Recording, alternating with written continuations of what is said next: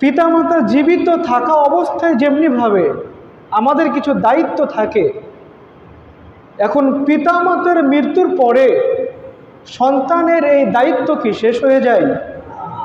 আর কিছু দায়িত্ব থেকেই যায়। কি সেই দায়িত্ব? এই দায়িত্ব সম্পর্কে অনেকে আমরা জানি না। এখন কোনো জিনিস যদি আপনি আমল করতে চান, আমল করার আগে কি করতে হবে ওই বিষয়টা আপনাকে জানতে হবে। না জানলে কখনো মানা সম্ভব হবে না। তো পিতা মাতার প্রতি সন্তানের যে দায়িত্ব, এই দায়িত্বগুলো সামনে রেখে আজকে আমরা কোরআন এবং সহিহ হাদিসের আলোকে কিছু কথা আমরা বলার এবং শোনার চেষ্টা করব। পড়েন ইনশাআল্লাহ। পিতা মাতার সাথে আমরা কেমন ব্যবহার করব, আমাদের কথাবার্তা কেমন হবে, এই সম্পর্কে দুনিয়ার কোনো মানুষের কাছে জিজ্ঞাসা করতে হবে না। পিতামাতার সাথে আপনি আমরা কিভাবে কথা বলবো, স্বয়ং এটা জানিয়েছেন কে? আল্লাহ রব্বুল আলামিন পবিত্র কোরআনের মধ্যে বলছেন, وَقَضَى رَبُّكَ أَلَّا تَعْبُدُوا إِلَّا إِيَّاهُ وَبِالْوَالِدَيْنِ إِحْسَانًا। আল্লাহ পাক রব্বুল আলামিন বলেন, অবশ্যই তোমার রবের আদালতে ফয়সালা হয়ে গিয়েছে। তোমার রব অলরেডি তিনি সিদ্ধান্ত নিয়েই ফেলেছেন। জোরে একসাথে আওয়াজ করে বলেন তো, সিদ্ধান্ত নিয়েছেন কে? আল্লাহ। আল্লাহ পাক রব্বুল আলামিন সিদ্ধান্ত নিলেন। কি সিদ্ধান্ত নিয়েছেন তিনি? আল্লাহ পাক রব্বুল আলামিন নিজেই বলছেন, এক নম্বর সিদ্ধান্ত হলো আল্লাহ তা'বুদু ইল্লা ইয়াহু। পৃথিবীতে যত দিন তোমরা জীবিত থাকবা, কেবলমাত্র শুধুমাত্র ইবাদত করতে হবে কেবলমাত্র একজনের। জবান ছেড়ে বলেন তো তিনি কে? আল্লাহ। আল্লাহর নাম বলতে কি আপনাদের কষ্ট হয়? আল্লাহর নাম বলতে কষ্ট হয়? কষ্ট হয় কার কার? দেখি হাত দেখান তো। তাহলে আল্লাহর নাম যখন বলতে বলি একটু আওয়াজ করে বলেন। ইবাদত করতে হবে কেবলমাত্র একজনের, তিনি কে? আল্লাহ। এটা হচ্ছে আল্লাহ পাক রব্বুল আলামিনের এক নম্বর সিদ্ধান্ত। রব্বুল আলামিনের দুই নম্বর সিদ্ধান্ত হলো ওয়াবিল ওয়ালিদাইনি ইহসানা। তোমাদের পিতা মাতা যাদের জীবিত আছে, অবশ্যই পিতা মাতার সাথে ভালো ব্যবহার করবা। কি ব্যবহার? ভালো ব্যবহার। এখন ভালো ব্যবহার কাকে বলে, কিভাবে ভালো ব্যবহার করতে হয়, এই ব্যাখ্যাটা আল্লাহ পাক রব্বুল আলামিন দুনিয়ার কোনো মানুষের কাছে তিনি ছেড়ে দেন নাই। এটা এমনই একটি বিষয়, এই বিষয়ের পুঙ্খানুপুঙ্খ সমাধান রব্বুল আলামিন নিজেই তিনি পবিত্র কোরআনের ভিতরে দিয়েছেন। সুবহানাল্লাহ। আল্লাহ পাক রব্বুল আলামিন বলেন, ইম্মা ইয়াবলুগান্না ইনদাকাল কিবারা আহাদুহুমা আও কিলাহুমা ফালা তাকুল লাহুমা উফফিন ওয়ালা তানহারহুমা ওয়া কুল লাহুমা কাওলান কারীমা।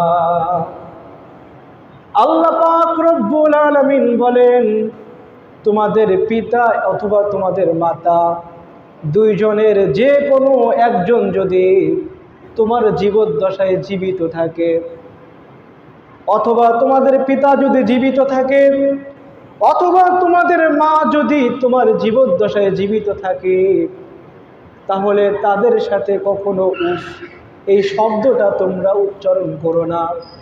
ওয়াকুল লাহুমা কাওলান কারীমা।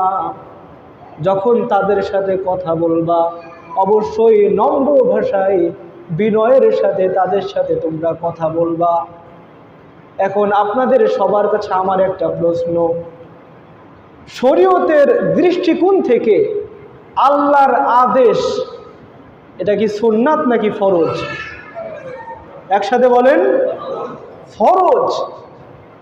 নামাজ পড়া যেমনিভাবে ফরজ, রোজা রাখা যেমনিভাবে ফরজ, ঠিক তেমনিভাবে পিতামাতার সাথে নম্র ভাষায় বিনয়ের সাথে কথা বলা এটাও ঠিক তেমনিভাবেই ফরজ। এই আয়াতটা একটু গভীরভাবে লক্ষ্য করেন। আল্লাহ পাক তো ডাইরেক্টলি এটাই বলতে পারতেন যে তোমাদের পিতামাতা দুইজন যদি জীবিত থাকে তাহলে তাদের সাথে ভালো ব্যবহার করবা, এভাবে বললেই তো যথেষ্ট হয়ে যেত।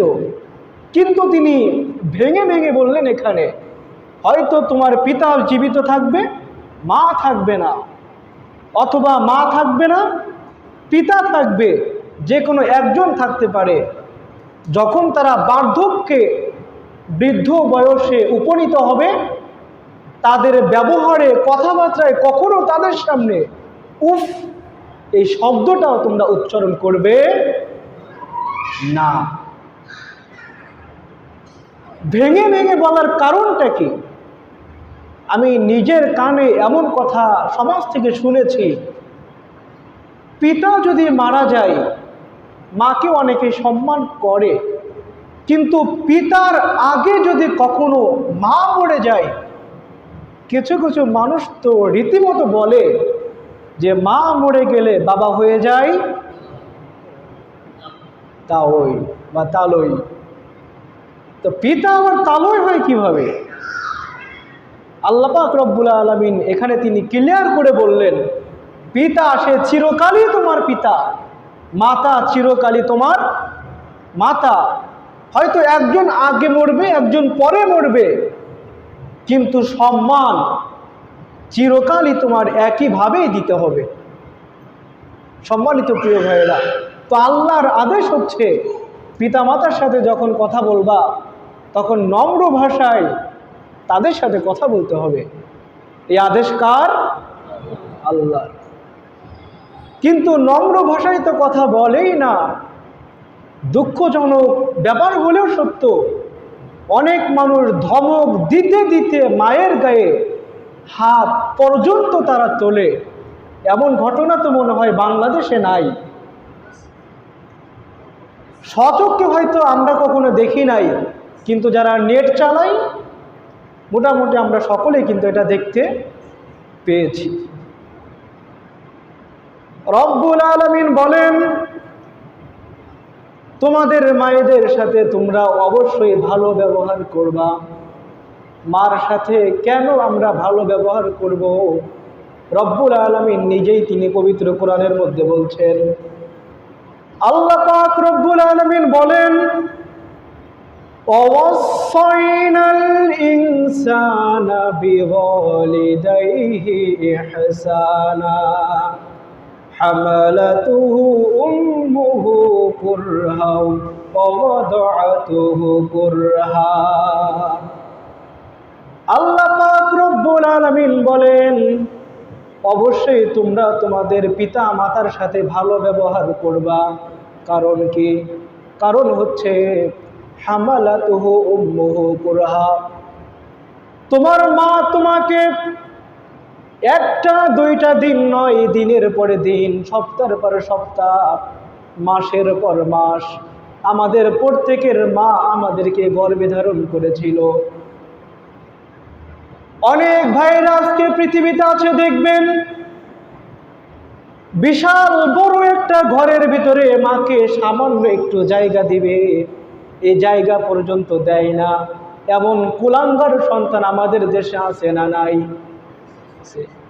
অথচ মা দিনের পর দিন, সপ্তাহের পর সপ্তাহ, মাসের পর মাস তার ছোট্ট একটা পেটের ভিতরে আমাদেরকে জায়গা করে দিয়েছিল।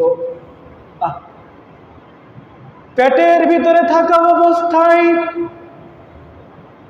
দিন যায়, সপ্তাহ যায়, মাসের পর আমরা যখন সামান্য বড় হয়েছি, পেটের ভিতরে আমরা মায়ের পেটের মধ্যে লাথি মেরে দিয়েছি। মা শুয়ে থাকতে পারে নাই, মা কষ্ট সহ্য করতে না পেরে মা বসে গিয়েছে। আবার আমরা লাথি মেরে দিয়েছি, মা বসে থাকতে পারে নাই, দাঁড়িয়ে গিয়েছে। তবুও এই কষ্টের কথা দুনিয়ার কোনো মানুষের কাছে বলে নাই। আমাদের মা এত কষ্ট পাওয়ার পরেও দুনিয়ার কোনো মানুষের কাছে অভিযোগ পর্যন্ত করে নাই। দিন যত ঘনিয়ে এসেছে ডেলিভারির, হঠাৎ করে আমাদের মা খবর পেয়েছে পাশের গ্রামে আব্দুল করিম সাহেবের মেয়ে যখন তার ডেলিভারি হবে, ডেলিভারির সময় মৃত্যুবরণ করেছে। তখন আমাদের মা আমাদের পিতাকে ডেকে ডেকে বলেছিল, স্বামী, দীর্ঘদিন ধরে তোমার সংসার আমি করি, ইচ্ছাকৃতভাবে অনিচ্ছাকৃতভাবে অনেক ভুল, অনেক বেয়াদবি তোমার সাথে করে ফেলেছি। সন্তানকে যখন ডেলিভারি দিব, জানি না বেঁচে থাকবো কিনা, দয়া করে আল্লাহর রাস্তায় তুমি আমাকে মাফ করে দিও। এমন কথা আমাদের মা কিন্তু আমাদের বাবাকে বলেছে। যখন আমাদের মা আমাদেরকে ডেলিভারি দিয়েছিল, যেই পরিমাণ কষ্ট আমাদের মা সহ্য করেছে, বিজ্ঞান এই কষ্টের কথা ব্যাখ্যা করতে পারে নাই। সামান্য একটা উদাহরণ কেবলমাত্র তারা দিয়েছে। একজন শক্তিশালী মানুষ, একজন সুস্থ মানুষ কেবলমাত্র কষ্ট সহ্য করতে পারে ৪৫ ডিগ্রি সেলসিয়াস। কিন্তু আমাদের মা যখন আমাদেরকে ডেলিভারি দিয়েছিল, তখন আমাদের প্রত্যেকের মা কষ্ট সহ্য করেছিল ৫৬ ডিগ্রি সেলসিয়াস। বিজ্ঞান আমাদেরকে জানিয়েছে, একজন মানুষের শরীর থেকে ৪০টা হাড্ডি একসাথে ভেঙে ফেললে যতটুকু কষ্ট হবে, একজন মা যখন তার সন্তানকে ডেলিভারি দিয়েছে, ওই পরিমাণ কষ্ট একজন মাকে ভোগ করা লাগে। এই যে মা তার জীবনের রিস্ক নিয়ে মৃত্যুর কথা চিন্তা না করে আপনাকে আমাকে এই দুনিয়ার মুখ সে দেখিয়েছে। দুনিয়ার মুখ দেখানোর পরে মা সে তার দায়িত্ব এখানে শেষ করে দেয় নাই। দিনের পরে দিন, মাসের পরে মাস, বছরের পর বছর মা আমাদেরকে তার বুকের দুধ পান করিয়েছে। আপনার পুরো দেহের সমস্ত চামড়া দিয়ে যদি জুতা বানিয়ে আপনার মাকে পরিয়ে দেন, তবুও আপনার আমার মা যে পরিমাণ দুধ আমাদেরকে পান করিয়েছে, বলেন তো ১ ফোঁটা দুধের ঋণ কখনো পরিশোধ করা সম্ভব? সম্ভব নয়। প্রিয় ভাইয়েরা, পিতা মাতার সাথে ভালো ব্যবহার করতে হবে, পিতা মাতার সাথে নম্র ভাষায় কথা বলতে হবে। পিতা মাতার সাথে আপনি নম্র ভাষায় কথা কেন বলবেন? কারণ বিশ্বনবী সাল্লাল্লাহু আলাইহি ওয়াসাল্লাম কখনো তিনি এটা বলেন নাই কাবা চত্বরে তোমাদের জন্য জান্নাত রয়েছে। নবীজি কখনো এটা বলেন নাই ফিলিস্তিনের বাইতুল মুকদ্দাসে তোমাদের জন্য জান্নাত রয়েছে। নবীজি কখনো বলেন নাই সর্দারপাড়া পাইলট মসজিদের ভিতরে তোমাদের জন্য জান্নাত রয়েছে। নবী করিম সাল্লাল্লাহু আলাইহি ওয়াসাল্লাম বলেন, ফাইনাল জান্নাতা তাহতা রিজলাইহা, তোমাদের প্রত্যেকের মায়ের পদতলে তোমাদের জন্য জান্নাত রয়েছে। মায়ের পদতলে সন্তানের বেহেশত। পিতা মাতাকে সন্তুষ্ট করার মাধ্যমেই মূলত জান্নাত রয়েছে। পিতা মাতাকে কষ্ট দিলে জান্নাত কখনো মিলবে না। কারণ পিতা মাতা খুশি তো রব্বুল আলামিন খুশি। পিতামাতা আপনার প্রতি নারাজ, তো রব্বুল আলামিনও আপনার প্রতি, কথা মোল্লার না, কথা নবীর। বিশ্বনবী সাল্লাল্লাহু আলাইহি ওয়াসাল্লাম বলেন, রিদর রব্বি ফি রিদল ওয়ালিদি, তোমার পিতা মাতা যদি তোমার প্রতি খুশি হন তাহলে রব্বুল আলামিন তোমার প্রতি খুশি হবে। ওয়াসাখাতুর রব্বি ফি সাখাতিল ওয়ালিদি, আর তোমার পিতা মাতা যদি তোমার প্রতি অসন্তুষ্ট হয়ে যায় তাহলে তোমার প্রতি অসন্তুষ্ট হয়ে যাবেন কে? আল্লাহ। আপনার নামাজ, আপনার রোজা, আপনার হজ, আপনার কুরবানি, এগুলো তো কোনো কাজেই আসবে না যদি আপনার পিতা মাতা আপনার প্রতি খুশি না থাকে। একটা উদাহরণ মনে পড়ল, একটা অফিসে আপনি জয়েন করলেন, চাকরি করবেন। এখন অফিসে চাকরি করতে যতটুকু যোগ্যতা থাকার দরকার তার থেকে হাজার হাজার লক্ষ লক্ষ গুণ বেশি যোগ্যতা আপনার মধ্যে আছে। এখন ওই অফিসের বস যদি আপনার প্রতি খুশি না হয়, আপনার চাকরি কিন্তু থাকবে, চাকরি থাকবে না। তার মানে যোগ্যতা থাকলেই কিন্তু চাকরি থাকছে না, আপনার অফিসের বসকে কিন্তু খুশি রাখা লাগবে। আপনি নামাজ পড়েন, রোজা রাখবেন, উদ্দেশ্য তো একটাই, আল্লাহকে খুশি করা। এখন নবীজি বলছেন আল্লাহ তোমার প্রতি তখনই তো খুশি হবে যখন তোমার পিতা মাতা তোমার প্রতি খুশি হবে। এখন পিতা মাতা আপনার প্রতি খুশি হলো না, আল্লাহ আপনার প্রতি খুশি হলো না, জান্নাতে যাওয়া কিন্তু যাবে না। এই জন্য প্রিয় ভাইয়েরা, পিতা মাতাকে খুশি করতে হবে যেভাবেই হোক। পিতা মাতাকে যদি আপনি খুশি করেন, পিতা মাতা আপনার জন্য দোয়া করবে। দোয়া করবে না? দোয়া করবে না? দোয়া করবে। পৃথিবীতে তিনজন ব্যক্তি আছে। কয়জন ব্যক্তি? এই তিন প্রকারের মানুষ যদি আল্লাহর কাছে দোয়া করে, নবীজির হাদিস, আল্লাহ পাক কখনো এই দোয়া তিনি ফেরত দেন না। বন্দুকের গুলি মিস হতে পারে, কিন্তু এই তিন প্রকারের মানুষের দোয়া কখনো মিস হয় না। কয় প্রকারের মানুষ?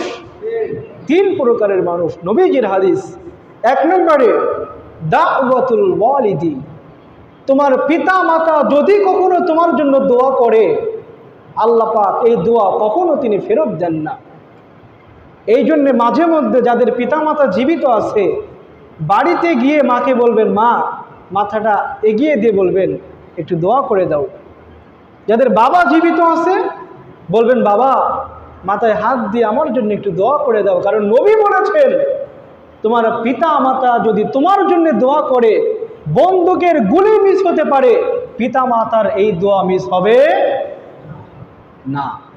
দুই নম্বরে দাওয়াতুল মুসাফির, কোন মুসাফির ব্যক্তি যদি আপনার আমার জন্য দোয়া করে, নবীজির হাদিস, আল্লাহ পাক এই দোয়াও তিনি কবুল করেন। তিন নম্বরে দাওয়াতুল মাজলুম, অসহায় মাজলুম ব্যক্তি পেয়েই তার উপরে জুলুম কইরেন না। কারণ মাজলুম ব্যক্তি যদি আপনার বিরুদ্ধে বদদোয়া করে, নবীর হাদিস, মাজলুমের দোয়া কখনো আল্লাহ পাক ফেরত দেন না। দোয়া যত দ্রুত কবুল হয়, যদি পিতামাতা বদদোয়া দেয়, এই বদদোয়া কিন্তু দোয়ার থেকেও আগে কবুল হয়। সুন্দর একটা গল্প মনে পড়ল, এটা আমাদের হুজুরদের বানানো কোনো গল্প না। এই গল্পটা স্বয়ং নবীজি বুখারীর বর্ণনায় তিনি বলেছেন। বানি ইসরাঈলের জামানায় একজন ব্যক্তি ছিল, তার নাম ছিল জুরাইজ। সারাটা জীবন মনে রাখবেন, ব্যক্তির নাম কি? জুরাইজ। লোকটা ছিল খুবই মুত্তাকি, খুবই আমলওয়ালা একজন ব্যক্তি ছিল। আজকে আমাদের যেমন মসজিদ আছে, জুরাইজেরও একটা ইবাদত গাহ ছিল। সে একবার তার ইবাদত গাহে দাঁড়িয়ে নামাজ পড়ছে, সালাত আদায় করছে। সালাত আদায় করা কি ভালো কাজ নাকি খারাপ কাজ?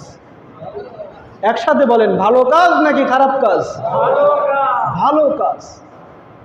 নামাজে দাঁড়িয়ে আছে, বাহির থেকে জুরাইজের মা এসে ডাক দিয়ে বলে, জুরাইজ। জুরাইজ নামাজে দাঁড়িয়ে চিন্তা করে, মা ডাকে, আবার নামাজেও দাঁড়িয়ে আছি, নামাজও শেষ হচ্ছে না, কি করব? নামাজ কি চালিয়েই যাব নাকি নামাজ ছেড়ে দিয়ে মায়ের ডাকে সাড়া দিব? তিনি সিদ্ধান্ত নিলেন, না, নামাজটা শেষই করি। মা দ্বিতীয়বার আবার ডাক দিলেন, জুরাইজ। জুরাইজ আবারও চিন্তা করে, নামাজ কি ছেড়েই দিব নাকি নামাজ চালিয়েই যাব? এবারও তিনি নামাজ ছাড়লেন না, মনে করলেন নামাজটা শেষই করি। তৃতীয়বার মা আবার ডাক দিলেন, জুরাইজ। এবারও সে চিন্তা করে, মায়ের ডাকে কি সাড়া দিব নাকি নামাজটা চালিয়েই যাব? মা তো অলরেডি ডাক দিয়ে ফেলেছেন কয়বার? 3 বার। জুরাইজ কি ভালো কাজ করতেছিল নাকি খারাপ কাজ? নামাজ পড়তেছিল, নিঃসন্দেহে এটা ভালো কাজ। কিন্তু মা 3 বার ডাক দিলেন, জুরাইজ যখন ডাকের উত্তর দিলেন না, মা এই যে সামান্য কষ্ট পেলেন তিনি, তার মুখ থেকে অটোমেটিকলি বদদোয়া বেরিয়ে এলো। মনে রাখবেন প্রিয় ভাইয়েরা আমার, দোয়া বা বদদোয়া করার জন্য তো হাত তোলার প্রয়োজন পড়ে না। হাত তোলার প্রয়োজন পড়ে? আপনি আমাকে আঘাত করলেন, অন্তর দিয়ে যে একটু কষ্ট আমি পেলাম, অন্তর দিয়ে যে একটা অভিশাপ আপনার জন্য বের হলো, দুনিয়ার কোনো মানুষ এটা না জানলেও জানেন তো একজন, জবান ছেড়ে বলেন, তিনি কে? আল্লাহ। তো জুরাইজের মা তখন একটা অভিশাপ দিলেন। তিনি কি অভিশাপ? আল্লাহ, 3 বার আমি জুরাইজকে ডাক দিলাম, উত্তর দিল না। যতদিন পর্যন্ত বেবিচারের অপবাদ, জিনার অপবাদ জুরাইজের কাঁধে না আসবে, ততদিন পর্যন্ত তুমি জুরাইজের মৃত্যু দিও না। এখন ওই এলাকার ভিতরে একজন মহিলা বসবাস করত। মহিলার এখনো বিয়ে হয় নাই। কিছুদিন পরে ওই মহিলা একটা বাচ্চা প্রসব করলো। এখন বিয়ের পূর্বে বাচ্চা হওয়া, এটা তো মনে হয় খুবই গৌরবের বিষয়। গৌরবের বিষয় না লজ্জার বিষয়? লজ্জার বিষয়। সমস্ত মানুষ বিচার বসালো, ওই মহিলাকে ডাকাও হলো, জিজ্ঞেস করা হলো এই বাচ্চাটার মা কে? মহিলা বলছে, ওই যে একটা ইবাদতগাহ দেখতে পাচ্ছ, গিয়ে দেখবা একজন নেককার ব্যক্তি সেখানে ইবাদত করছে, তার নাম হচ্ছে জুরাইজ। ওই লোকটাই হচ্ছে মূলত এই শিশুটির পিতা, বাবা। মানুষজনের মুখের কথা আটকাবেন কিভাবে? মানুষ বলা বলি করতে লাগলো, দিনের বেলায় প্রকাশ্যে ইবাদত করো, তলে তলে আবার কি করো? খারাপ কাজ করো। সমস্ত মানুষ লাঠি মাটি নিয়ে কি করছে? ইবাদতগাহ ভেঙে দিয়েছে। এটা কি বানিয়ে বলতেছি নাকি বুখারীর বর্ণনা? হাদিস থেকে বলছি এটা। তো সমস্ত মানুষ যখন ইবাদতগাহ ভেঙে দিয়েছে, এবার জুরাইজকে হাত বেঁধে টানতে টানতে নিয়ে আসছে, বিচার করা হবে। এখন জুরাইজকে বলা হলো, সত্যি করে বলো তুমি এই কাজটা কেন করছো? জুরাইজ বলে, না, আমি তো এই কাজটা করি নাই। জুরাইজ বলল, যেই মহিলা এই অপবাদ আমাকে দিয়েছে তার বাচ্চা সহ ওই মহিলাকে এখানে একত্রিত করো। বাচ্চা সহ যখন মহিলাকে আনা হলো, জুরাইজ প্রশ্ন করলেন, বাচ্চাটাকে বলো তোমার প্রকৃত বাবাকে? রব্বুল আলামিন বাচ্চাটার জবান তিনি খুলে দিলেন। বাচ্চা তখন বলল যে, জুরাইজ মূলত আমার বাবা না, আমার বাবা হচ্ছে এক রাখাল। তো প্রিয় ভাইয়েরা, এই গল্পটা বলার কারণ হচ্ছে, জুরাইজ তখন বলল যে আজকে জিনার অপবাদ কেন আমার কাঁধে আসছে এটা আমি জানি। কি কারণে? কারণ আমার মা আমাকে 3 বার ডেকেছিল, আমি তার ডাকে উত্তর দেই নাই। সম্ভবত আমার মা কষ্ট পেয়ে আমাকে অভিশাপ দিয়েছিল, আজকের সেই অভিশাপের ফসল হচ্ছে এটা। এই গল্পটা বলার কারণ হচ্ছে প্রিয় ভাইয়েরা, পিতামাতা আমাদের জন্য দোয়া করলে যেমনিভাবে এই দোয়াটা কবুল হবে, যদি বদদোয়া করে বদদোয়াও কিন্তু কবুল হয়ে যাবে। এই জন্যে সাবধান। বাড়িতে গিয়ে মা বোনদেরকে বলবেন, দেখবেন আমাদের মা বোনেরা ছোট ছোট বাচ্চারা একটু অন্যায় করলে অভিশাপ দেয় কি না? ওই অভিশাপ কি লাগবে না? লাগবে।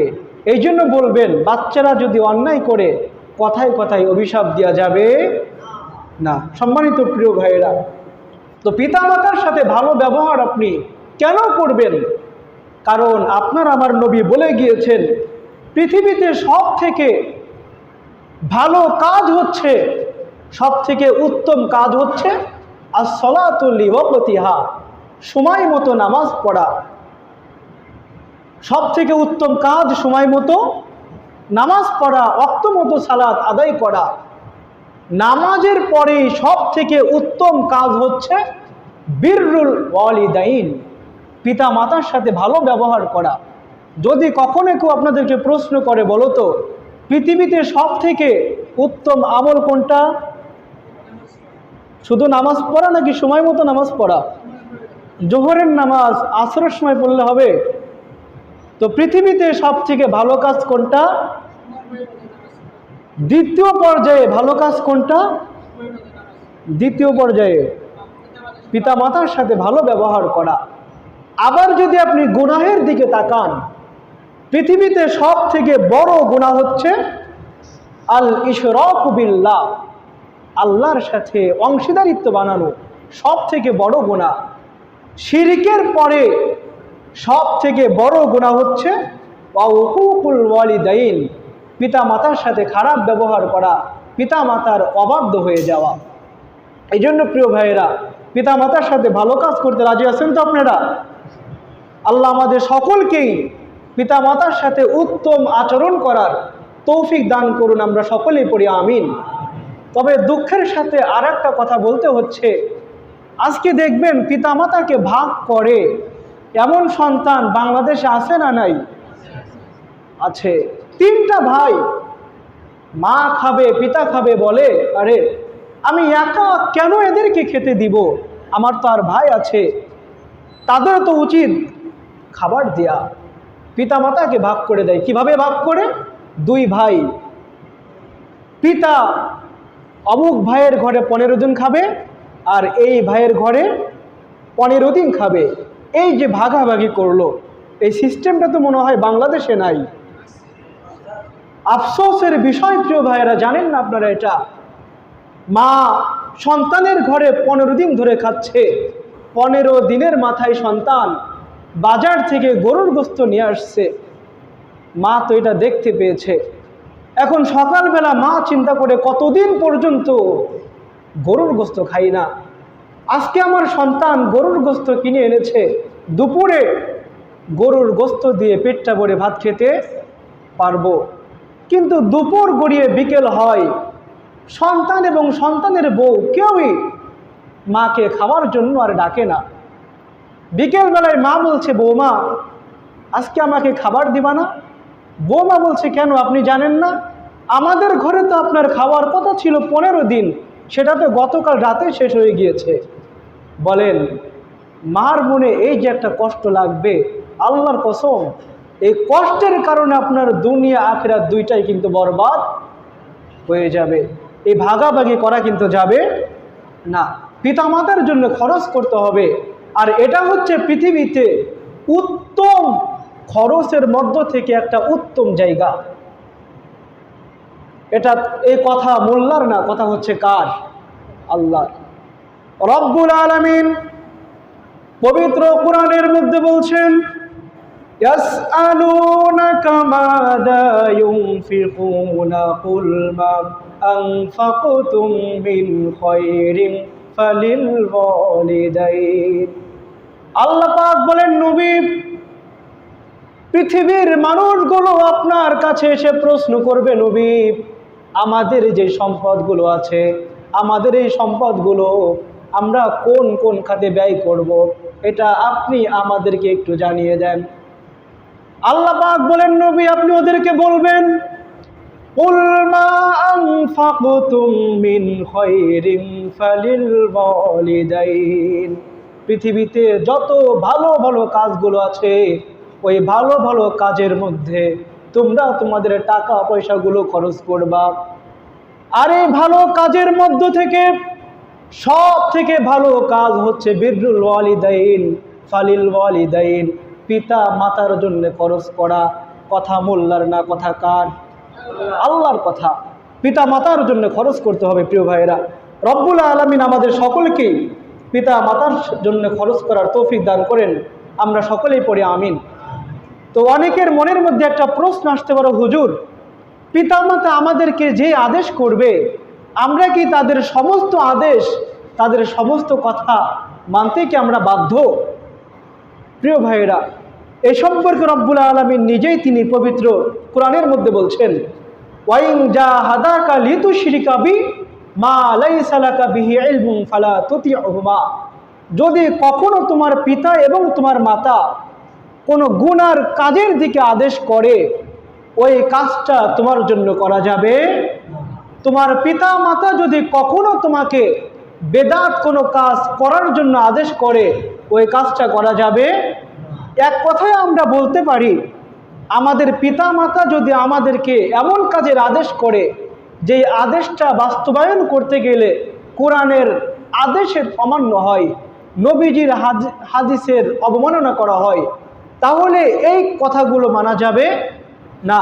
কিন্তু পিতামাতার কথা যদি এমন হয়ে থাকে যে ওই কথাগুলো মানতে গেলে আল্লাহর আদেশের বাইরে যেতে হচ্ছে না, পিতামাতার ওই কথাগুলো মানতে গেলে নবীজির আদেশের বাইরে যেতে হচ্ছে না, তাহলে অবশ্যই পিতামাতার ওই কথাটা মানা আমাদের জন্যে ফরজ। আর ফরজ লঙ্ঘন করলে কি হবে? কি হবে? নাকি হবে? গুনাহ হবে। সর্বশেষ প্রিয় ভাইয়েরা, একটা জিনিস আপনাদেরকে জিজ্ঞেস করব, যেহেতু অনেক ভাইয়েরা ঢাকা থেকে আসছেন, আপনাদের পিতামাতা জীবিত নাই, আপনাদের জন্যও তো কিছু করণীয় আছে না নাই? 1 মিনিটে বলে শেষ করব। পিতামাতা জীবিত আছে কার কার দেখি? হাত দেখান। যাদের পিতা মাতা অথবা দুইজনের একজন জীবিত আছে, কে কে? আল্লাহ আমাদের সকলের পিতা মাতাকে সুস্থতার সাথে দীর্ঘজীবী করেন, আমরা পড়ি আমিন। এবার পিতা মাতা নাই কাদের দেখি, একটু হাত দেখান তো কষ্ট করে। যাদের পিতা মাতা একজনও জীবিত নাই, এমন কে কে আছেন? আল্লাহ আমাদের সকলের পিতা মাতার কবরকে চিরকালের জন্য জান্নাতের বাগান বানিয়ে দেন, আমরা পড়ি আমিন। যাদের পিতা মাতা জীবিত নাই, তাদের জন্যে 7টি করণীয় বিষয় আমি বলবো সংক্ষেপে। 1 নম্বরে, যদি আপনার পিতামাতা জীবিত না থাকে, তারা মারা গিয়েছে, যদি তাদের কোনো ঋণ থাকে, তাহলে 1 নম্বরে কি করবেন? তাদের ঋণটা পরিশোধ করে দিবেন।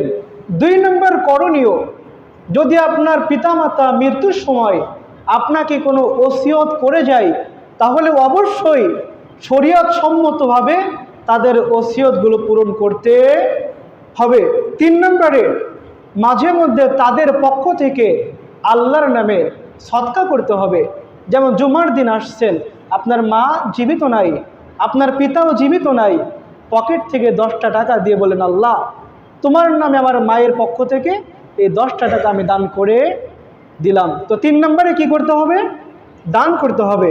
নাম্বার 4, 4 নম্বর হচ্ছে, পিতা মাতার আত্মীয় স্বজন যারা আছে, বন্ধু বান্ধব, মাঝে মধ্যে তাদের খোঁজ খবর নিতে হবে। নাম্বার 5 নম্বর হচ্ছে, পিতামাতা যদি কোনো বিষয়ে মান্যত করে যায়, সেই মান্যতগুলো আমরা পূরণ করে দিব। নাম্বার 6 নম্বর হচ্ছে, যদি আমাদের পিতামাতা কোনো গুনাহের কাজ বা কোনো বিদাত চালু করে রেখে যায়, অবশ্যই আমরা সেটা বন্ধ করে যাব। একটা এক্সাম্পল, আমার পিতা একটা সিনেমা হল বানিয়ে গেল। এখন সিনেমা হলে গিয়ে সিনেমা দেখা, এটা তো মনে হয় হজের নেকি? নেকি না গুনাহ? এটা আমরা জানলাম কখন? পিতার মৃত্যুর পরে। তো আমরা সেটা কি করব? সিনেমা হলগুলো বন্ধ করে দিব। এটা যে কোনো গুনাহ হতে পারে, বেদাত, শিরিক, কুফর। 7 নম্বর হচ্ছে, পিতামাতার মৃত্যুর পরে তাদের জন্য দোয়া করা, অথবা জীবিত থাকা অবস্থায় তাদের জন্য দোয়া করা। একটা দোয়া আল্লাহ আমাদেরকে শিখিয়েছেন, যারা পারেন একসাথে পড়েন তো দেখি। রব্বির হামহুমা কামা রব্বায়ানি, এ দোয়ার অর্থ কি? রব্বির হামহুমা কামা রব্বায়ানি সগীরা, হে আমাদের পালনকর্তা, তুমি আমার পিতামাতার প্রতি রহম করো। আমি যখন ছোট ছিলাম, আমি ছোট থাকা অবস্থায় তারা যেভাবে আমার প্রতি রহম করেছে, ছোট থাকা অবস্থায় পিতামাতা কিভাবে রহম করেছে আপনি দেখবেন কিভাবে। একটা কলা, যে কলাগুলো পেকে গিয়েছে, রাত্রিবেলায় যখন ঘুমাবেন পাশে রেখে ঘুমাবেন, ফজরের সময় উঠে দেখবেন কলার কি অবস্থা হয়। কলা ভালো থাকবে? কি হবে? আপনি, আমি, আমরা মাসের পর মাস মায়ের পাশে ঘুমিয়েছি। বলেন তো, মা আমাদের দেহের উপরে কয়দিন উঠছে? কখনো জোরে হাত আমাদের দেহে লাগছে? লাগে নাই। কিভাবে তারা রহম করছে প্রিয় ভাইয়েরা। তো যে কথাগুলো আমরা শুনলাম, আল্লাহ আমাদের সকলকেই কথাগুলোর প্রতি আমল করার তৌফিক দান করুন। আমরা সকলেই পড়ি আমিন।